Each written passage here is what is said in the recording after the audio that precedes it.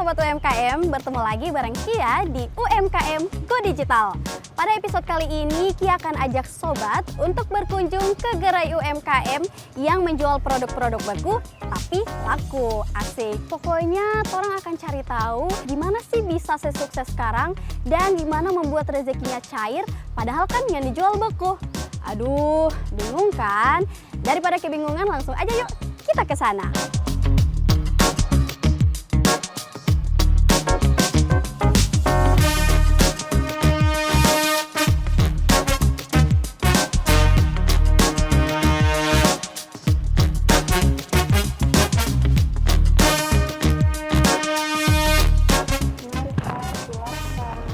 Kak mau lihat frozen food. Iya, ini dia Kak, frozen food. Oh, ini apa? Ini dia yang untuk Oh, jadi ya siap mau masak. Oh, DP harga berapa? 20.000. Wah, murah sekali ya. Kalau ini Itu dia yang kemarin Kak. DP harga? 10.000. Hah?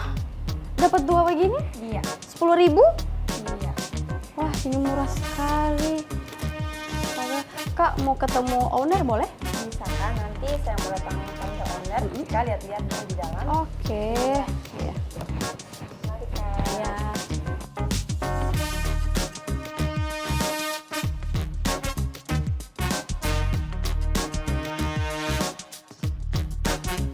Nah sobat, ini loh maksud Kia, makanan-makanan beku yang menjadi peluang bisnis bagi SR Supplier.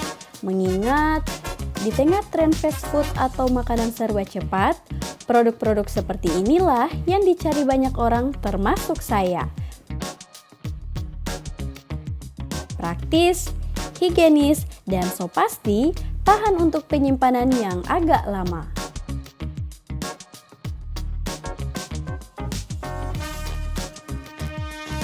Dari namanya sih, SR Supplier, yang berarti menjadi gerai yang menyuplai atau menyediakan stok-stok makanan yang dibutuhkan oleh konsumen.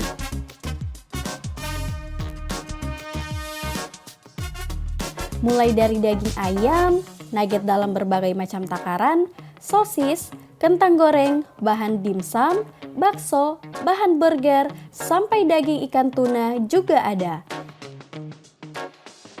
Tenang saja sobat, SR Supplier memang sengaja menyimpan bahan-bahan tadi secara terpisah di setiap freezernya. Tujuannya agar aromanya tidak bercampur satu sama lain.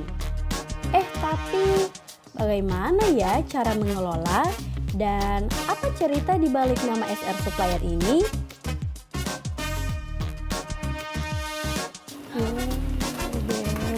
Bebek ini Halo Kia, selama tunggu kamu. Kasil, baru datang. Baru ada lihat-lihat sih. Kasil tunggu sedikit ya. Sobat UMKM, Kia akan kembali setelah ini bersama owner dari SR Supplier, Kasilvi. Jadi jangan kemana-mana ya, tetap di UMKM Go Digital.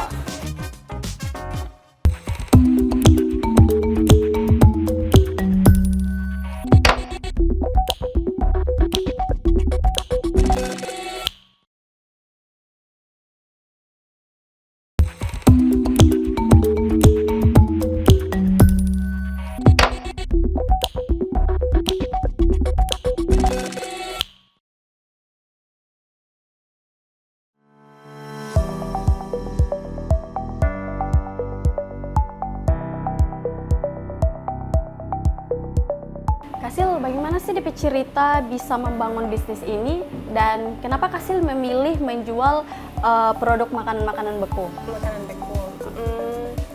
Awalnya itu di tahun 2019 kan, Kasil habis lulus kuliah lulus kuliah langsung menikah dengan suami.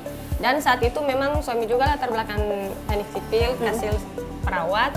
Cuman orang ini mau begitu, bakal jadi kantor begitu. Nah, saat itu kan Kasil punya Kasil pe papa ada pengalaman di ayam ini, Iya. di ayam ini. Jadinya orang batempel papa awal-awal, maksudnya cari-cari DP pengalaman, DP skill. Selain dia end user, orang lihat juga misalkan ada hotel, ada catering, ada rumah makan. Orang balik lihat pokoknya sambil orang-orang yang teman-temannya papa itu so tahu orang, DP langganan tahu orang.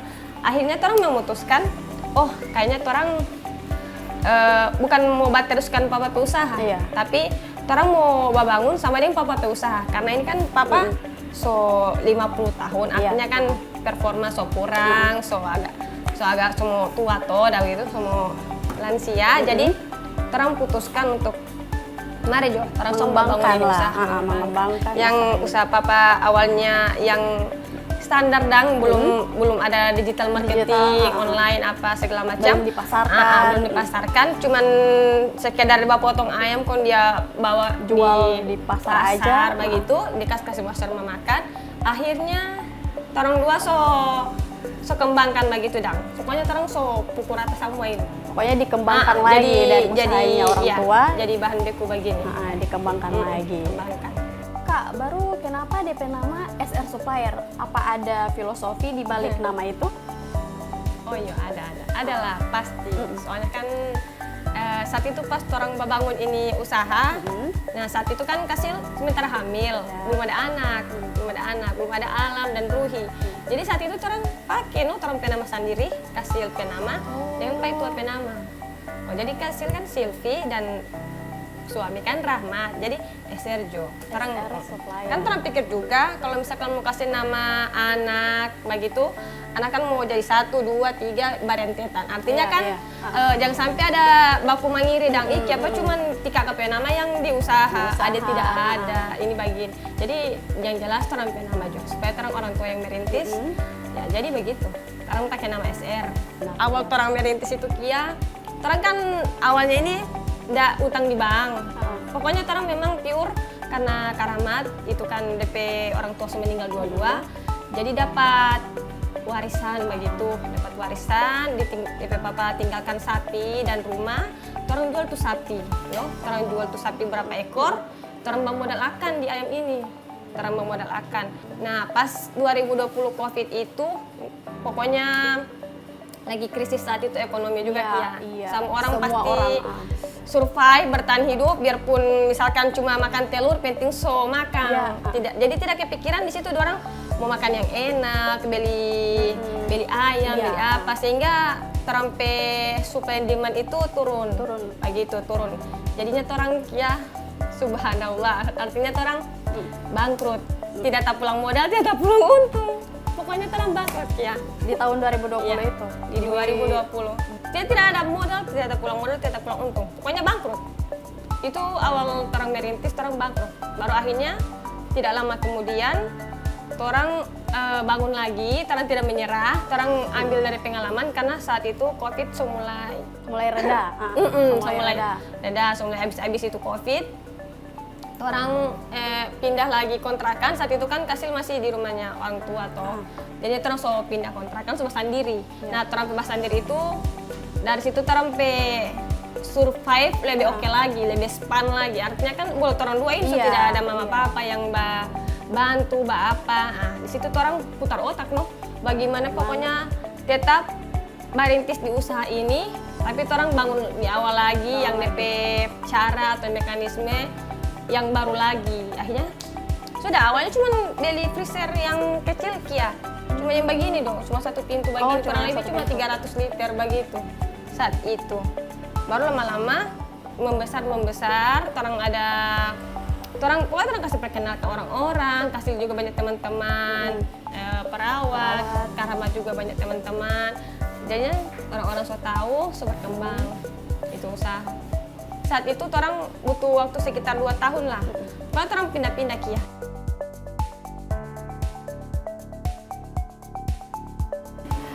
Tadi kan untuk mencari distributor itu kan Kasil sama Karamat mencari distributor yang bisa untuk kredit. Nah, bagaimana membangun kepercayaan antara Kasil dan distributor yang mau kasih ambil barang-barang supaya orang percaya. supaya distributor itu percaya sama orang. Yang pasti orang punya performa juga ya untuk orang punya marketing penjualan. Artinya kalau orang misalkan orang tahu bahwa orang mampu memasarkan produk dan orang misalkan ada target habis berapa per hari sampai 1 minggu, artinya kan orang itu lihat orang punya riwayat orang punya kerja selama ini, jadinya dari situ orang dipercayakan. Nah, gimana sih cara memasarkan produk ini atau bisnis yang sedang Kak Sil bangun ini? Cara memasarkannya gimana? Apa kan selain toko offline, apa ada toko online? Oh, ada. Atau ada ini yang lain? Cara memasarkan dari Kak Sil sendiri bagaimana? Kalau Kak Sil awal itu kan bangun brand baru Kak Sil offline. Offline itu orang menawarkan ke hotel-hotel, resto, villa, kafe. Orang itu kalau hal-hal begitu orang offline, orang datang langsung, kasih lihat brosur, kasih lihat name tag dari SR supplier ini dan sebagainya. Nah, kalau online orang lebih ke end user yang rumah tangga, yang ibu rumah tangga, orang-orang rumah tangga yang ayamnya bukan dipakai untuk bisnis atau diolah kembali, tapi untuk orang makan saja, dikonsumsi. Artinya bukan untuk usaha begitu, bukan untuk bisnis mereka, tapi cuma for orang makan. Nah, kalau hal seperti itu end user begitu untuk rumah tangga atau online. Biasanya Kak Sil ada Facebook, atau ada media Facebook atau TikTok, Instagram. Dan juga kan Kak Sil teman-teman pasti ada orang tuanya yang punya usaha catering, usaha ini, usaha itu, sehingga orang so tahu kesan, oh ini di Ester Super so lengkap, so bla bla begini. Jadi orang so baku panggil, baku tag begitu. Jadi orang so mulai tahu ini SR dari tahun 2022 itu setelah orang bangun, di situ orang langsung pengembangan, langsung cepat orang punya pengembangan hingga saat ini. Kira-kira ada plus minusnya nggak sih dari jualan usaha ini? Ada Kia. Di satu sisi orang senang atau bahagia, happy dengan adanya permintaan yang tinggi, tapi di satu sisi lagi ini barang orang ambil kamari banyak-banyak dan Kia dari gudang. Kong tidak tahu taruh di mana. Tidak tahu taruh di mana karena SR ini, orang kan maksudnya kekurangannya orang belum bisa mampu bikin gudang. Gudang itu artinya orang punya ruangan pendingin kayak cold storage begitu. Dan buat itu kan ya buat mau kasih jor-joran sekali orang play stok di situ, tumpuk banyak begitu. Kalau misalkan orang kasih full dulu dapat sampai kamari ayam 3 ton atau 2 ton, orang kasih full dulu semua cabang dan orang punya freezer di sini. Baru DP sisa orang taruh di cold storage, tapi itu cold storage dengan ini sewa. Dengan sewa. Jadi artinya kalau orang sewa juga itu sebenarnya minim sekali DP hektik atau bikin sibuk. Tapi dengan biaya yang murah dan terjangkau, orang rasa sudah sedikit membantu orang punya kekurangan ini. Artinya begitu. Boleh disebutkan sudah punya cabang di mana-mana saja? Orang waktu pengembangan itu kan Kia dari tahun 2022 awal pertama kali orang membangun usaha sejak orang bangkrut. Dari situ orang sekitar 2 tahun lah, dari 2024 sampai 2025 sekarang ini orang membangun dari Gorut dulu, Gorut, setelah Gorut Limboto, habis Limboto orang go di Marisa. Setelah Marisa, Atinggola, setelah Atinggola orang di kota-kota Mobagu. Jadinya orang freezer memang setiap hari atau setiap bulan itu orang bertambah, tapi tidak mendapatnya di sini dang. Artinya orang menjaga kasih ke cabang lain begitu. Orang kasih ke cabang lain. Cuman orang harapan Kia ini SR utama, artinya kan DP pusat. Ini kan DP pusat. Artinya di sini orang harapan orang bisa ada cold storage. Nanti Kia doakan insya Allah dengan Kia di sini orang-orang lebih tambah kenal pat orang orderan makin banyak lagi. Dan orang bisa menabung supaya orang bisa ada gudang begitu. Bisa buat lebih besar lagi. Iya, bisa buat lebih besar lagi. Ya. Untuk cold storage-nya juga bisa diperbanyak lagi. Iya, begitu.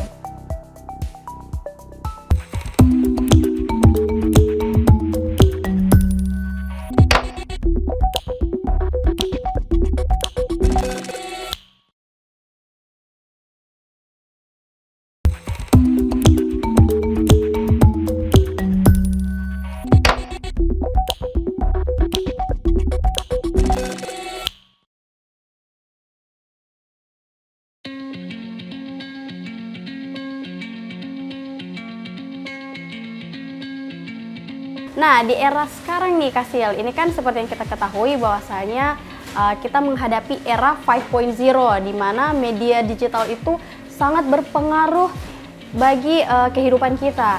Nah, bagaimana memanfaatkan dunia digital ini agar bisa produk ataupun bisnis Kasil ini bisa dikenal lebih banyak lagi?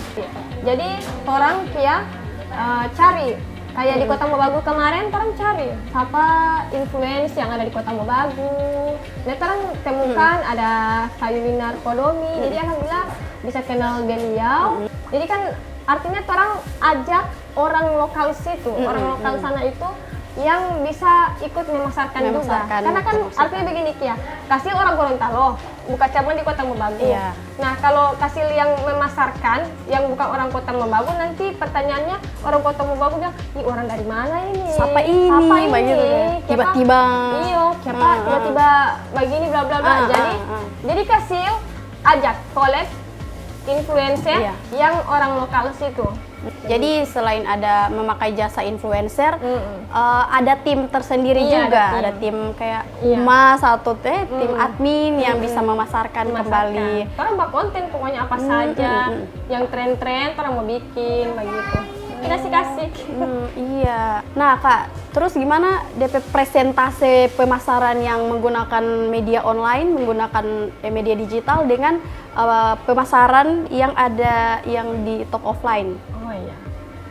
Yang paling bagus orang kalau dapat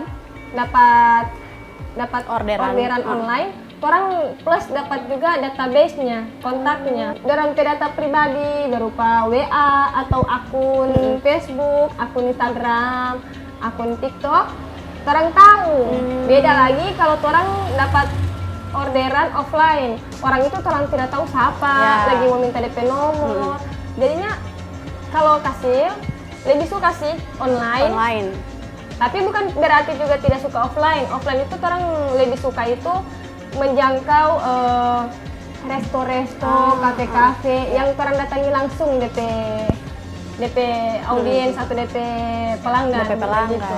Kan kalau database itu sudah masuk, secara otomatis akan terbacakan di sistem bahwa ibu ini berapa kali belanja dalam 1 minggu, dalam 1 bulan berapa kali. Nah, kalau misalkan ada di satu minggu atau 1 bulan misalkan ibu ini tidak masuk, tidak beli atau tidak ada DP data, orang bisa langsung telepon.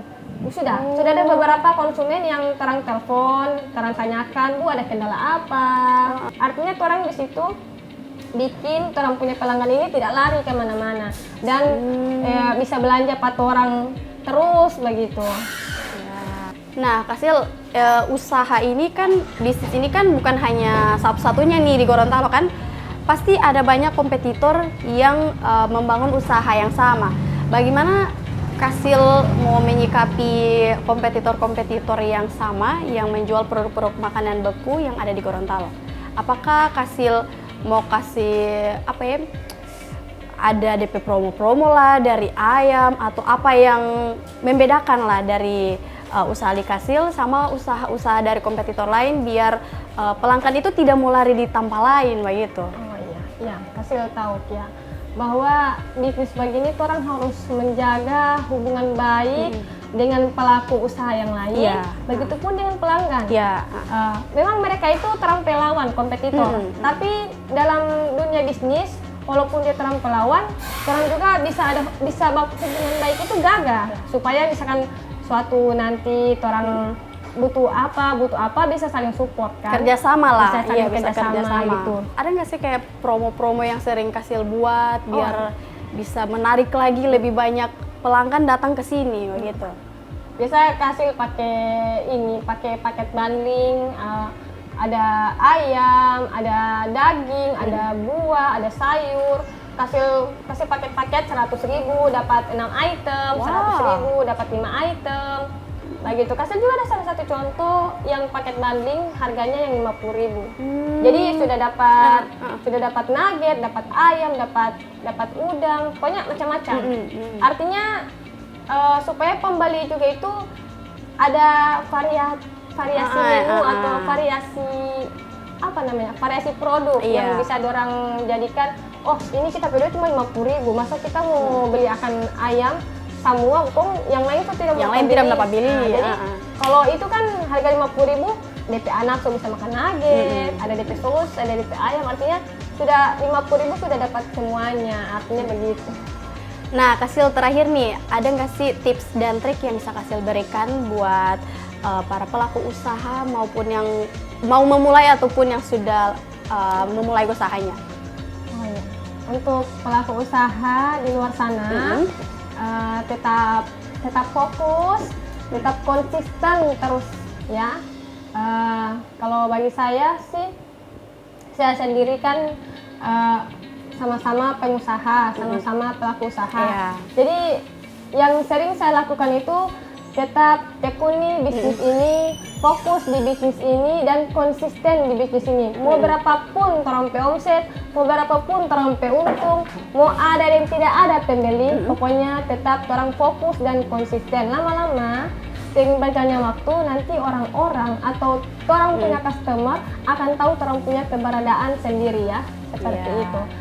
Dan untuk yang mau memulai usaha, orang punya paket reseller ya, yang sangat terjangkau.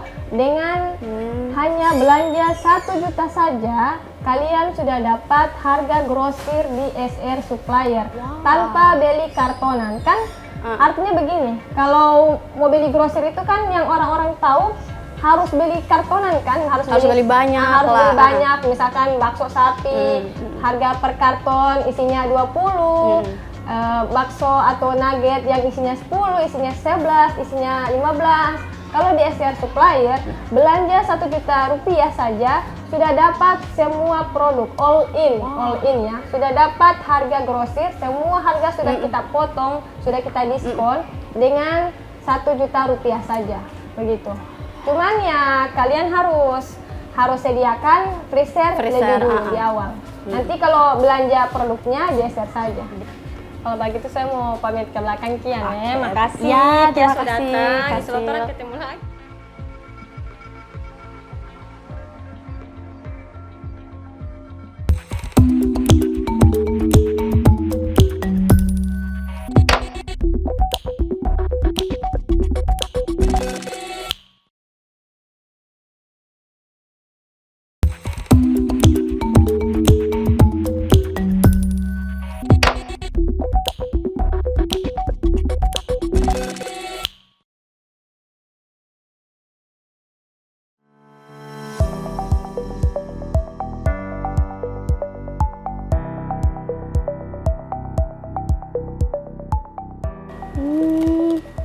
Ini mayonnaise, ini beef.